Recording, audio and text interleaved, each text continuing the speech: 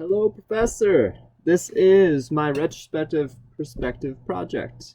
I wanted to do it in a video. I thought it would just be a little more enjoyable, not have to have you read so many papers. So, here we go. We're first going to do my most impactful video slash reading slash anything we covered in class medium. My favorite was Adichie and her TED Talk on the single story. I felt like there was a lot to choose from. Dweck was pretty good with her mindset. Brene Brown was a killer with her vulnerability. I actually went on to watch a couple more of her podcasts and her Netflix special. But Adichie's got it. It kind of just changed the whole way I look at people and judge people. I found a lot of times I've thought something about someone after reading or watching the TED Talk, and I just think to myself, well, maybe that's not all there is to that person. There's a little more, a little deeper, and I feel like that's a big impact. If everybody thought like that, well, probably be a different world. Round two. Here we're talking about the most influential project. For me, grad speech. Definitely the grad speech. I feel like I got the most out of it, as far as just developing my own ideas. It took me, I went through multiple ideas while writing it, scrapped a few. So while doing that, I actually generated wisdom. Well, I guess you could call it wisdom. But good advice for myself, which I think I'll use in the future. It also got me into, I had to public speak, which was very scary. Always makes me nervous. As you could tell, I was shaking while I was talking. But it pushed me out of my comfort zone, which is good. That's what it's all about. And we're back for round three of our retrospective perspective project. Right now, we are talking about the best writing strategy I learned. Transfer terms take the win here.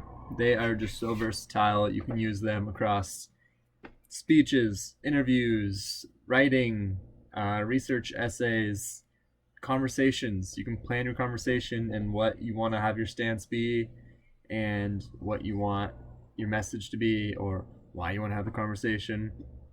It's just so versatile. It's hard for that not to be the best all-around strategy I learned. But for writing specifically, it is the best one. It's too good not to be. Too good. All right, round four of my retrospective perspective project. Here we're going to try to do a few all in one. So let's get started. My theory of writing.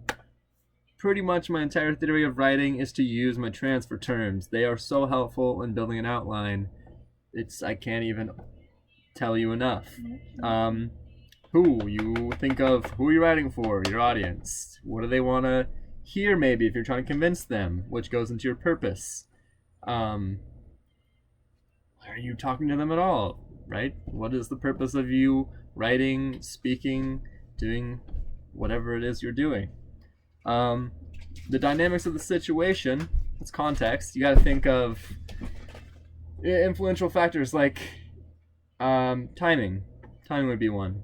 If you have to write it in a way that, well, if you have to write it fast, then that kind of adds to the context, because you want it to be as good as it can be, but you don't have all the time in the world to make it a diamond. So it just kind of adds to the writing itself.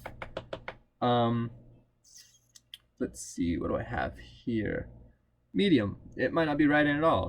We're talking about my approach to writing, but you might find that that's not the best way to convey what you're trying to convey. You might think better to do a video, like in this case. Or maybe you want to do a podcast, just voice only, or maybe you do it in art. That's the best way you could express what you're trying to express. And also what you, as the writer or the creator, author, want to have your stance be. Where do you lie in the subject? Where's your opinion on the subject? I think that is a big group of things to keep in mind, and a great way to make an outline. All right, let's move on to number 5. It is the habits of mind. I would say I use engagement the most.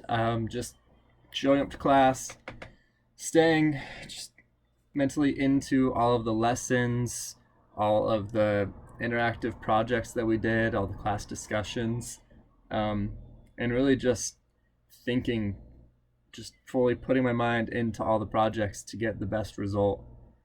So engagement was my most used how to mind.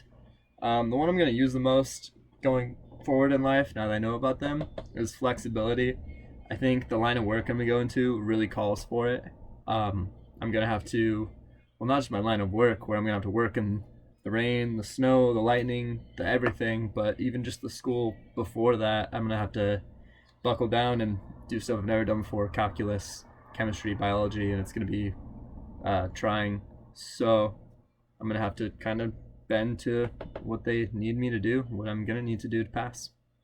And that's those. My idea of student success, it's changed a little bit throughout the course. I started off thinking that it was not so much grades, but how much you progressed from where you were before. So in math, if you didn't know how to do a series of equations and you did, then that's growth. My idea of growth now that we're at the end of the class is more or less the same. I still think it's growth based. What you've learned, I could say that I think more mindset maybe. Like if you just had no success at all in the class, you didn't learn. Maybe, or if you just failed the class, but maybe you learned a couple of things, then you made a little bit of growth because you just know that little bit more. And maybe you just, that's all you need, that extra knowledge that you had to tell yourself, well, if I do it again, I can for sure do it. And maybe you didn't think that at the beginning. So just that positivity, maybe, would be growth. I guess just at the end of the class, just feeling like you've done any kind of improvement of where you were at the beginning, that would be growth and student success. Rating my success, I guess I would say that at the end I have a lot of success in this class, not just from everything I've learned, but everything I'm going to be able to apply the concepts to later in life. I feel like it's going to make me better then. I've learned about single stories and not thinking something about someone when you don't know everything about them, which is massively helpful. It'll help me just go through life just seeing people for what they are more than what I think they are. So it's definitely a success in my mind. Last but not least, what is my advice for some students coming into the class? Number one, don't use it as a filler class that you're just going to get an A, get through, and just do the minimum.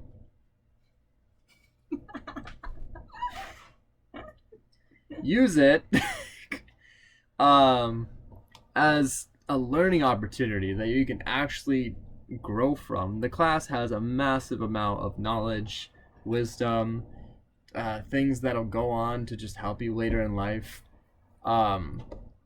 Just take it when you have time to put real effort and to really develop your thoughts and to really critically think about the concepts and the activities and the projects. That will make you get the very most out of it you can, rather than just skimming the top of your ideas and getting an A, right? That is what I would say first and foremost. Also, if you do that and you have the time, just don't hold back. Use it to the most that you can. It's a really good opportunity to the class, the way Professor Erickson structures it, to grow and learn more about yourself. Do that as much as you can. It's a really good opportunity, and it's what I actually most appreciate about the class. So that's what I got for you guys. Cheers. Have fun.